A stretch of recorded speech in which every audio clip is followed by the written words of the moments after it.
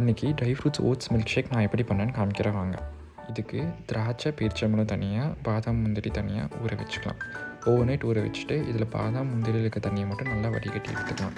அதுக்கப்புறம் பாதாம் முந்திரி ஒரு கப்பில் ட்ரான்ஸ்ஃபர் பண்ணி எடுத்து வச்சுக்கலாம்.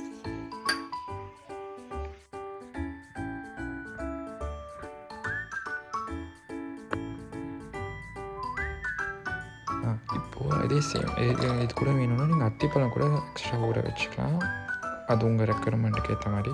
ஸோ இப்போ நான் என்ன பண்ணுறேன்னா, இது சீட் ரிமூவ் பண்ணிட்டேன். பேரிச்சம்பழத்தோட சீட் ரிமூவ் பண்ணிவிட்டு ஸோ இந்த தண்ணியை அப்படியே திராட்சையோடு ஆட் பண்ணிக்கிறேன். ஸோ இந்த தண்ணி ரொம்ப நியூட்ரிஷியஸ் ஆனது. ஸோ இது வேஸ்ட் ஆக்காமல் இது கூட ஆட் பண்ணிக்கலாம். நெக்ஸ்ட்டு நான் small amount of oats add பண்ணிக்கிறேன். ஒரு சின்ன கப் அளவுக்கு. நீங்கள் வேணும்னா உங்கள் ரெக்குயர்மெண்ட் ஏற்ற மாதிரி உங்கள் அளவு மாற்றிக்கலாம். இப்போ நான் இந்த எனக்கு ஒருத்தனுங்க செய்கிறேன். ஸோ இந்த ஒரு கப் மட்டும் ஆட் பண்ணிக்கிறேன். ஸோ நெக்ஸ்ட்டு இது கூட நீங்கள் பனானா வேணும்னா ஆட் பண்ணி நீங்கள் கிரைண்ட் பண்ணிக்கலாம்.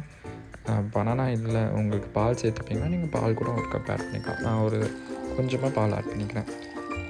ஸோ இப்போ அவ்வளோதாங்க. நெக்ஸ்ட்டு நீங்கள் மிக்ஸியை ஆன் பண்ணி நல்லா கிரைண்ட் பண்ணிவிட்டு ஸோ கொஞ்சம் டேஸ்ட் பார்க்கணும். ஸ்வீட் கம்மியாக இருக்கும், ஸ்வீட் ஆட் அவ்வளோதாங்க. எம்மியான டேஸ்டியான ட்ரிங்க் ரெடி ஆகிடுச்சு.